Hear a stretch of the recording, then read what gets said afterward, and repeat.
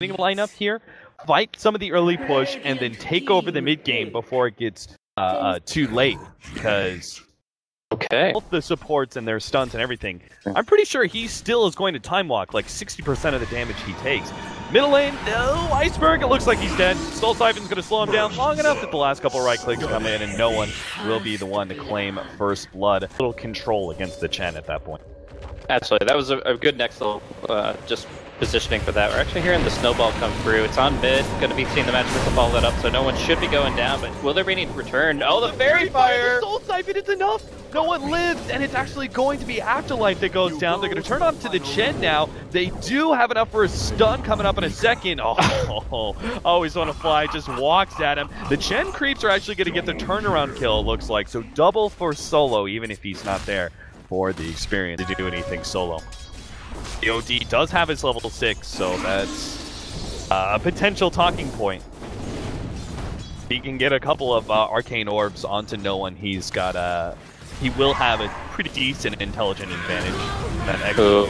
That's not good though. He's committed in full. He steals some intelligence, but gets ensnared. The exorcism comes out. He's going to find Afterlife here in the top lane with his Invis rune, and might have the opportunity to run him down. Afterlife has an angle. Maybe he can do some sort of snowball play, but it seems pretty futile. Goes down without even trying, and it's probably for the best anyway. Down on Time Walk. Chronosphere ready to go at any point in time. They want to gank this bottom lane. No one's going to make the rotation. They'll catch Always Want to Fly. They actually stop him with the ensnare. Good play by Solo. And obviously no need for a Chronosphere. The support is very much dead. ۋeգا Ｓquadron with their push. Iceberg will bail out early, but that leaves a lot of heroes behind. MCs runs into Pasha.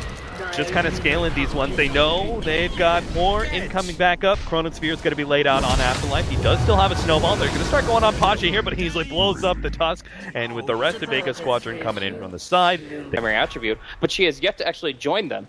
She's been just trying to get her level 6 in solo, and as a result, she hasn't really been able to aid to their pushing speed.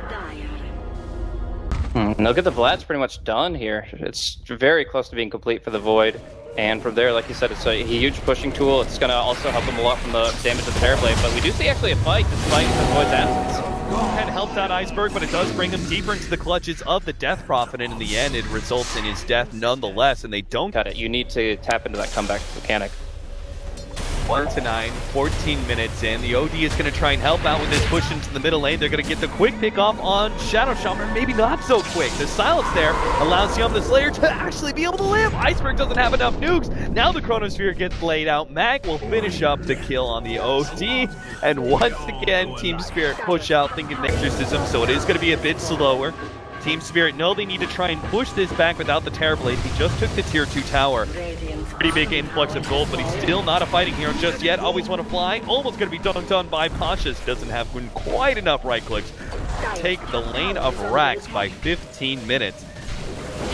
Terrorblade, there's nothing he can do about it. He knows it too. He's just continuing to push, trying to take a tier 3 tower, but now Pasha's already here, slowing him down. He managed to get that quick pick off there, and it almost seems like ティームＳpирiт of a difference in outcome. This push, ۋeգa Ｓquadron have pretty much already secured it. The tier 3 tower is about to go down. Of course, this time around, the Terrorblade has to fight. They can't lose 2 lanes of Rax already. They'll be able to set his team up even without the exorcism. Quick pick off on Iceberg. We'll see. Mag has been spotted out. He's not really going to be able to do anything here. Silence. And oh, now the jump in. Give the Chronosphere onto the 2 supports in the background. Afterlife's going to be pumped back. They also got the Venture Spirit. Snowball stay for a little bit. The Terrorblade's trying to right-click away at Yum the Slayer, but even he's living. He managed to get the hold on to Iceberg, but quickly is taken out. Ramsey's silenced up, has no opportunity to be able to get off his Thunder, which just leaves Iceberg, but with a bash and some heroes surrounding him, he is going to go down here. And even TP away in time. And there we go. Even without an exorcism, they're going to... No exorcism, no death wards. Clears it out, and I mean that was just good patience. Mag was completely inside the trees there, so I think like they had an idea of him flanking, but I don't think they had his exact location. You know, that big full-out adaptive strike just yet.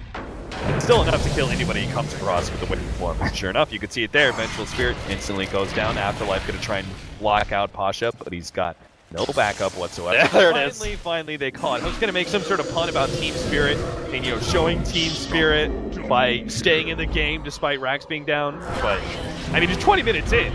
Two lanes are Rax down by 20 minutes. I've never seen a comeback even close to that, so they finally call it. Certainly not with these heroes. Like, you're up against Faceless Void, a Morphling that go late, the Death Prophet that's almost got our Octarine Yules. Like, it's not even just the metrics, it's the circumstances around them. ۋеգa just outdrafted them completely. I feel Team Spirit made the mistake of letting the Chen through, which allowed ۋeգa to dictate the course of the draft, because they had to respond with a Witch Doctor in their minds, and that